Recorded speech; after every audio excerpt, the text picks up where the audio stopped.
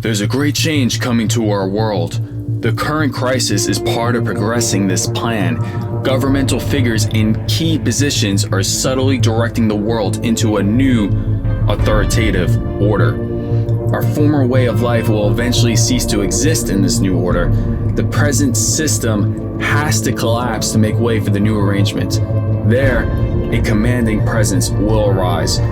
Now, you may be doubtful of this, but this is indeed happening, and it will be revealed in this video along with the answer to it. Welcome to Chapter 1 of The Strong Delusion, Establishing the New World Order. A new world order. A world where the rule of law, not the law of the jungle, governs the conduct of nations. When we are successful, and we will be, we have a real chance at this new world order. An order in which a credible United Nations can use its peacekeeping role to fulfill the promise and vision of the UN's founders. There's a need for a new world order. When really a new world order can be created, it's a great opportunity. A new world order. A new world order had to be assembled. A new world order. It's about the future of Europe and a new world order. A new world order. Need to bring China into the creation of a new world order. And the hope that each of us has to build a new world order. I believe we, and particularly you, your class, has an incredible window of opportunity to lead in shaping a new world order for the 21st century in a way consistent with American interest and the common interest. Think of the possibilities. Interestingly, in Matthew 24, it reveals what the final generation of people will experience. You may be asking yourself, what is the New World Order? The real New World Order is not these guys.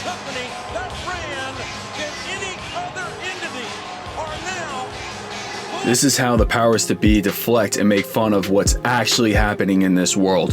The real New World Order consists of numerous elements to be exposed in this series, including dissolving country boundaries and uniting the world under one global governing authority. But it is the awareness itself that will drive the change. And one of the ways it will drive the change is through global governance and global agreements. This will be established inwardly through secret societies and outwardly through Agenda 21, now named Agenda 2030 by the United Nations. One of the most vitally important issues of our age, and that is United Nations Agenda 21, Sustainable Development. It is the inventory and control plan.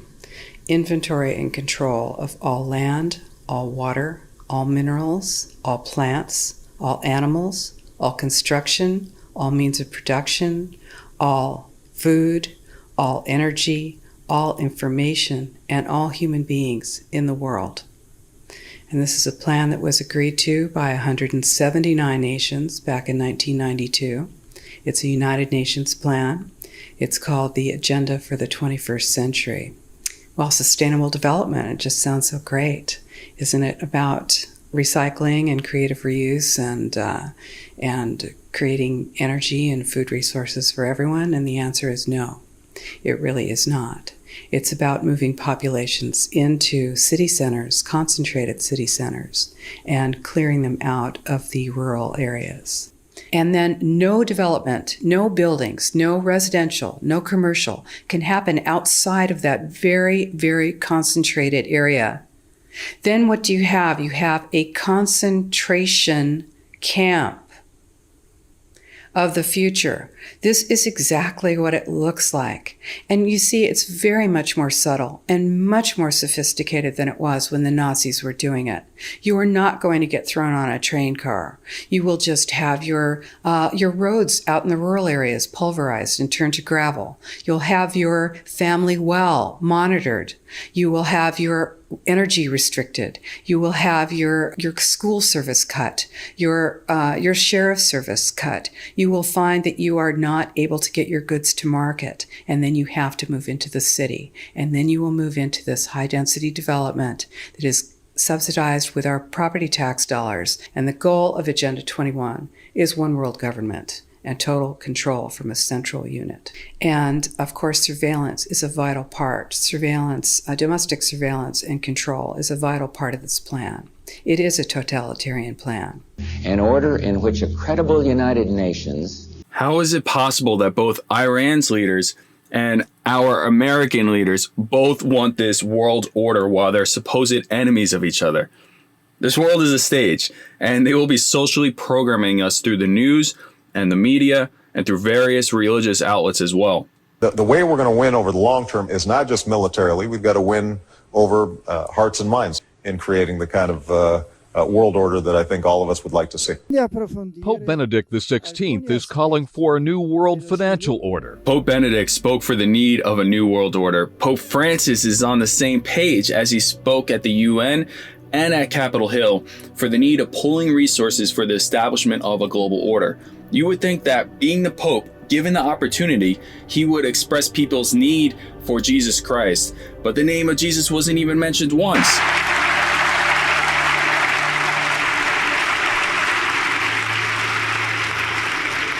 Jesus asserts that you will be hated by the nations for his name's sake.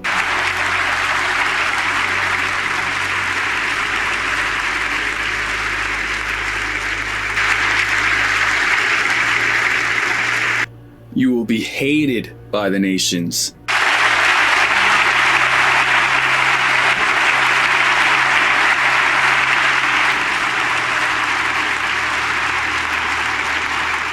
Hearts and minds are being socially engineered subtly through film and TV shows as well.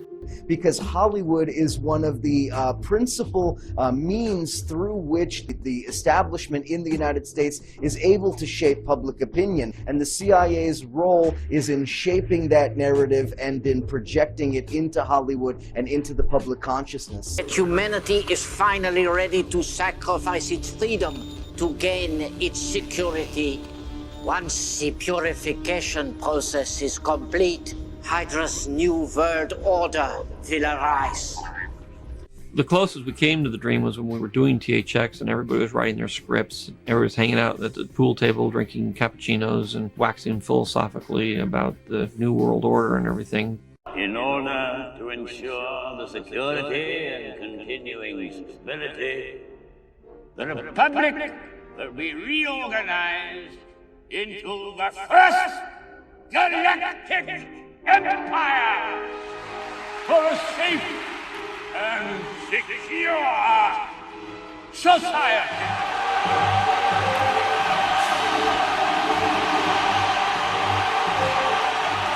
New World Order and everything.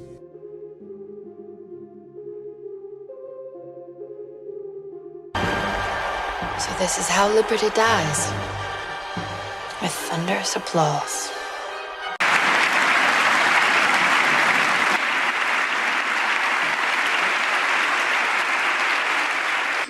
Cam, this is William Klein. He was wrecking an office. I just wanted to meet them face to face. I wanted them to admit what they were doing. Who is they? He was in the office of the Trilateral Commission. Trilateral Commission? Yeah, the Trilateral Commission. All right, what is the Trilateral Commission? It's an organization founded in 1973 by David Rockefeller to bring together business and political leaders from the United States, Europe, Japan, so they could work together for better economic and political cooperation between their nations. That's what they'd like us to believe. But you see, what they're really up to is a scheme to plant their own loyal members in positions of power in this country, to work to erase national boundaries and create an international community. This coming unified world order is split up into 10 kingdoms. The European Union is one of these kingdoms. The rest of the world will relinquish their country's boundaries for the establishment of each of these kingdoms. And we cannot be effective at major economic matters any longer unless we work with our other economic partners around the world and work with them closely and intimately. That is essential. I know some people don't like it. It's a loss of national sovereignty, but it is a simple reality. In the book of Daniel, it affirms that the final kingdom will be divided into 10 parts with 10 leaders ruling over them. And in time, bring about a one world government with David Rockefeller calling the shots. I take it they're pressing charges? Yeah, well, he broke a globe and some UNICEF artwork. Imagine there's no countries. It isn't hard to do. Well, they're in on it too. Okay, Mr. Klein. I'm just telling you, our whole way of life as we know it is in jeopardy. I appreciate that information. But you're still not convinced, huh? would you like to hear the names of just a few of the people who have been on the Trilateral Commission? Not particularly. James Earl Carter. Heard of him? Look, Mr. Klein. Henry Kissinger. There's a need for a new world order. And George Bush. A new world order. Now, you remember at the convention, everybody thought it was going to be Ford for Veep. You know what happened? David Rockefeller just picked up a phone, put in a call. Hey, Ronnie, forget Jerry, it's George. Bye. So, no matter who won in November, they had their man in the White House. A truly peaceful and interdependent world order might be built. In David Rockefeller's book, Memoirs, he writes, "Some even believe we are part of a secret cabal working against the best interests of the United States, characterizing my family and me as internationalists, and of conspiring with others around the world to build a more integrated global political and economic structure. One world, if you will. If that's a charge, I stand guilty, and I'm proud of it." How much Americans believe in conspiracy theories. That's where we got our lizard people numbers from. We also learned that the percentage of Americans who believe that a secret power elite with a globalist agenda is conspiring to eventually rule the world through an authoritarian world government or new world order, that percentage is 28%. It's a phrase that I often use myself, that we needed a new world order. With Trump, I think you see the possibility, really for the first time ever, of a new world order that involves an even closer than before merger between the corporation and the state. There are many who are aware of this coming New World Order, believe that Trump will save them from it.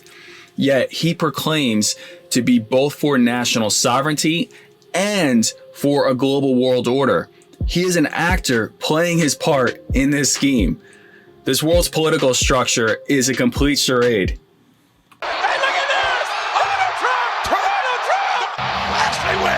And that's what the New World Order is. So we're leading by example on social distancing. Leading by example with social distancing. This current crisis is part of a bigger scheme to progress to the fruition of the long-awaited authoritarian world order. You guys know what this represents? Well, maybe it's the calm before the storm.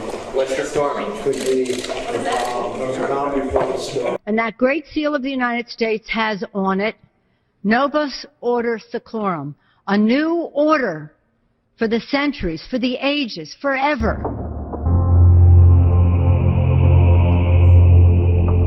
The New World Order is actually biblical and has been prophesied about thousands of years ago in the book of Daniel. Here he's describing a final kingdom that will devour the whole earth and eventually lead to its destruction.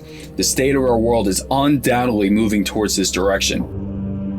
Over the course of this series, you're going to see how specific these prophecies are to exactly the direction the world is heading. Satan is very real and is pulling the strings of this world to exactly where he wants it to be, where he is solely and openly worshipped. Our greatest need isn't to protest this coming world order. Our greatest need isn't a cure to this virus. Our greatest need is in the fact that all people die. We can get so clouded by the virus or the political situation, but we need to realize that we're all gonna die. I'm gonna die, you're gonna die, we're all gonna die. Even worse off, we're all separated from God because of our sin. No amount of good deeds can make up for our sins.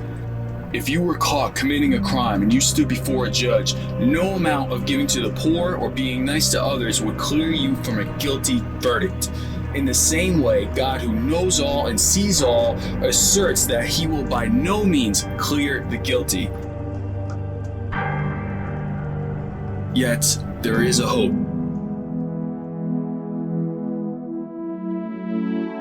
In the way, the truth, and the life, Jesus Christ, the one who paid it all for you, willingly laying down his life so you can have eternal life. True hope, supernatural peace, and purpose is in him. Religion, devotion to rituals, and attending church every week doesn't save. Repeat, religion and devotion to rituals and attending church every week does not save. But a heart that is surrendered to him, he will not despise. Truly seek him, and you will find him, as it happened to me. Seek God by repenting and believing in Jesus Christ. It starts with a prayer. Just acknowledge that you have sinned, believe in him by placing your trust in Jesus for your salvation, and commit to follow him. Truly turn to him, and you will have the hope of heaven. He is indeed the answer. 2 Corinthians 2:11 says not to be ignorant of the enemy's devices. Ephesians 5:11 says to expose evil. So please share this video. Others need to see this, and let's work together to overcome. Thank you, and God bless you and your family.